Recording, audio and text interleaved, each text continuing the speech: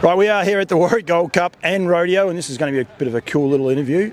Stuart Frame joins me here on late Tuesday evening. Firstly, it's been some good camp drafting. Tough to get a score, but if you get a score, it's a good score, isn't it? Yeah, you just got to ride in there when there's a good one there.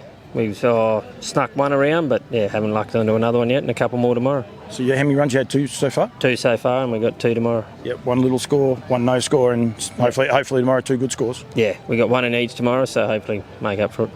Go from there. I did comment on the shirt. I didn't know Harriet made golfing shirts, but you've been out on the golf course all day. That's a true story. Yeah, no, me and a few of the boys went out there. We were done by about 7 o'clock this morning, so we're like, might as well go have a slap of golf and a couple of beers and see how the day goes. She would have been a bit warm and sweaty out there on the golf course too, wouldn't it? Yeah, there wasn't too many out there. Hall and that were behind us though, so it was a bit of entertainment behind us, so it was good fun. Golf course has never seen so many wild larks in one day. Right, back here, camp drafting. You camp draft now. I'm presuming we'll get to the bronc part in a minute, but did you used to rodeo back in the day? Yeah, rode bulls and broncs, barebacks for, I don't know, 17 years or something, so, and then now back here judging it's, pretty good deal. What about the camp drafting? How long have you been doing that for? I drafted when I was a kid. Like when we started out as we were kids, we always drafted, and then, 20-year hiatus sort of thing while we were rodeoing and that, and then once I pulled up rodeo and come back and started drafting and been doing it for 10 years now, I guess. Love it? Yeah, do. Yeah. Do it with my family. Got my wife and 2 girls usually come with us. Like here, they can't all get into everywhere, but it's great to have the family with you and go everywhere, and we all enjoy doing the same thing. It is one of the cool things about this sport, and like you've even thrown another element to it playing golf today, but yeah, you're over there at the bar.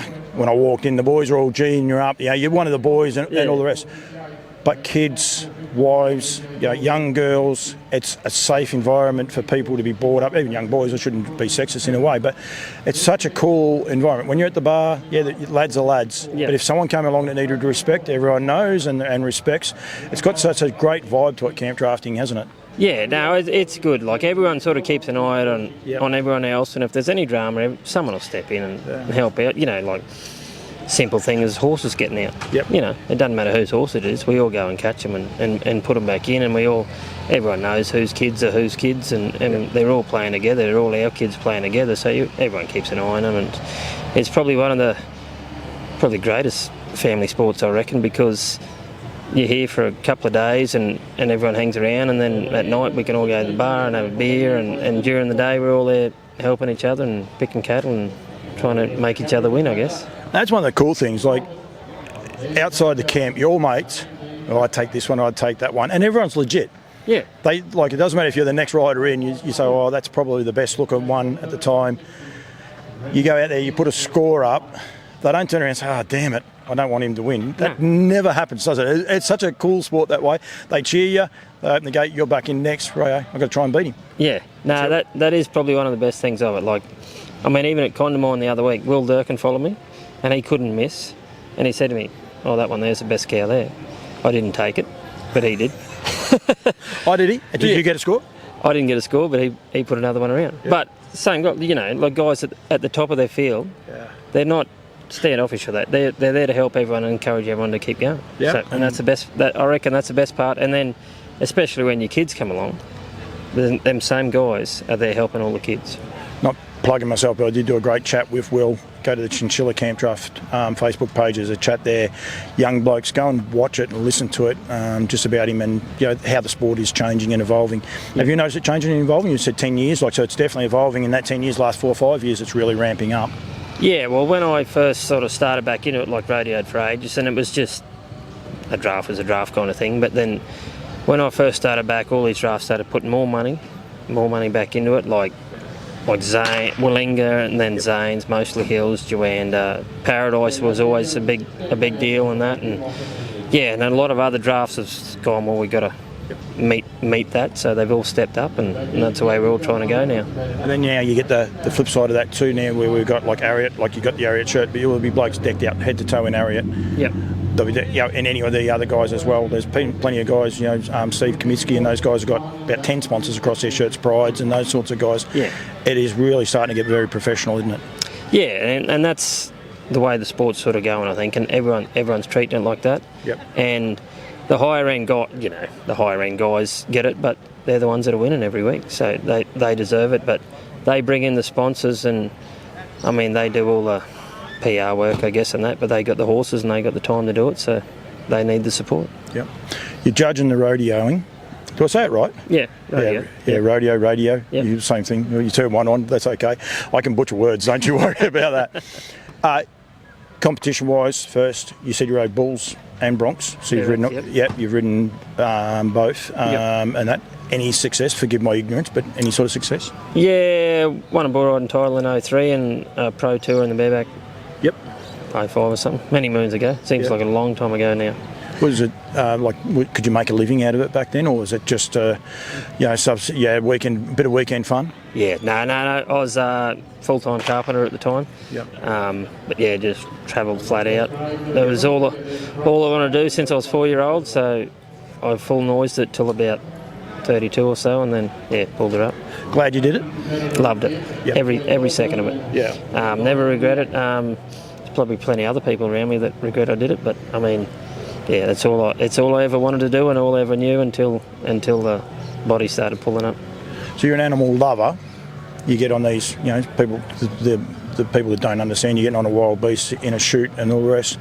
But it's still, I would imagine, and I've never done it and never will do it, doesn't matter how much anyone wants to pay me, it's just you and the horse, you and the cow, you and the beast when you're out there, and it's almost, looks to be like sort of almost a unity. Would that be fair? Yeah, that's about right. You've got to try and work with them, like more so. We're not fighting against them. We've got to work with them. Yep. A little different, I guess, drafting. You got two things to work with.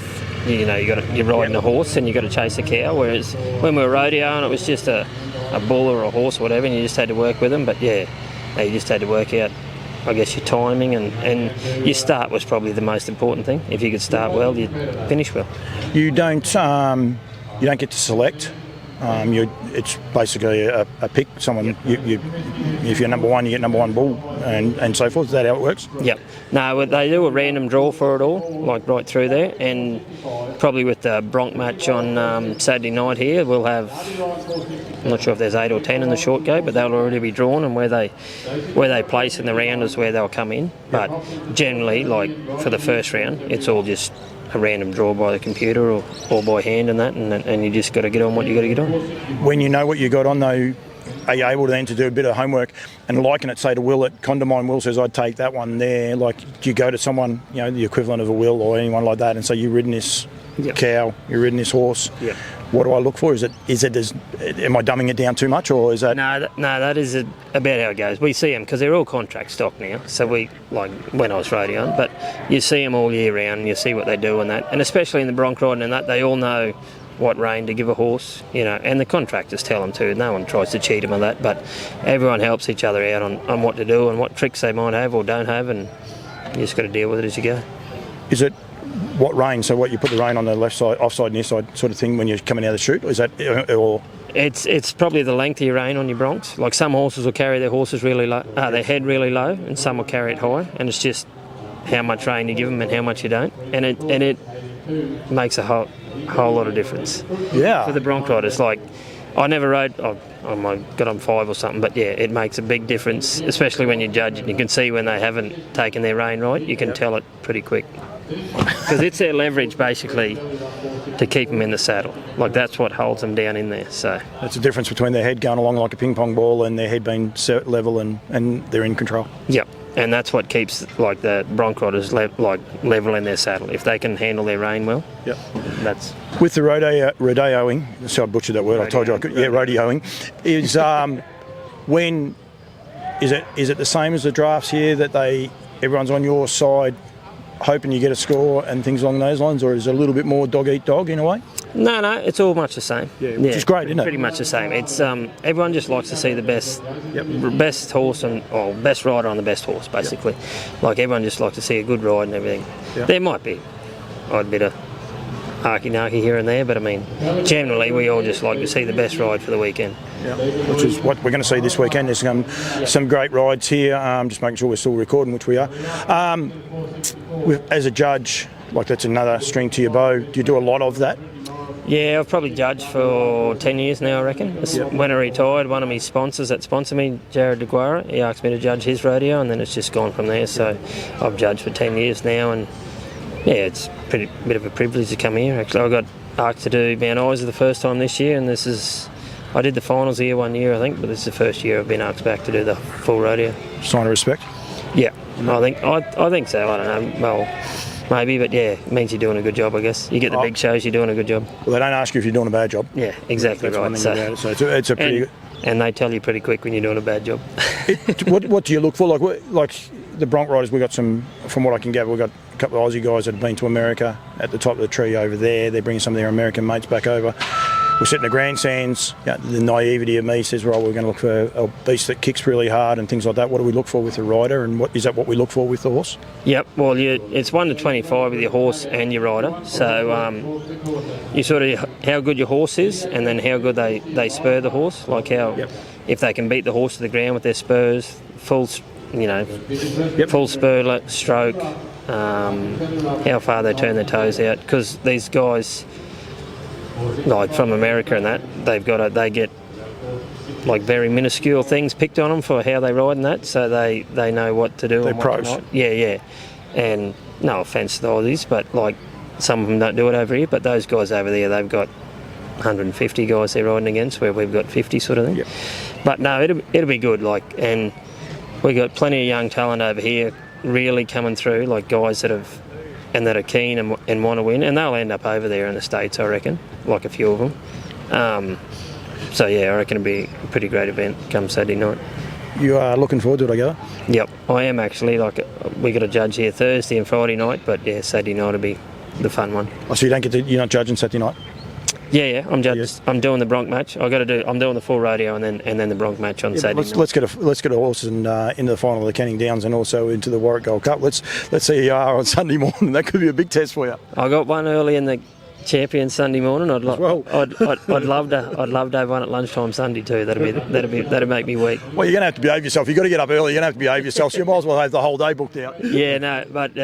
Well, that's everyone. Even I remember when we were rodeoing here and that, I always sort of looked over, and when they had the old grandstand above the chutes and that, you'd always sort of look over and watch the Gold Cup on the Sunday half, and I always sort of thought, like, I'd like to be there one day, so that's the goal. Well, you're here, mate. Well done. Thank you very much for giving me a bit of time. Appreciate it. Anyone wondering, it is getting dark, so I think the brother's in trouble, but that's okay. We won't worry about it. But thank you very much. Great. I enjoyed that. Yep. I enjoy finding things out, understanding things, and then also people's journeys. So. Yep. Good luck judging. Hopefully everything goes smoothly for all the competitors and yourself, but also good luck on the weekend, mate, as well. Thank you very much for giving me a bit of time. Too easy. Thanks, Paul.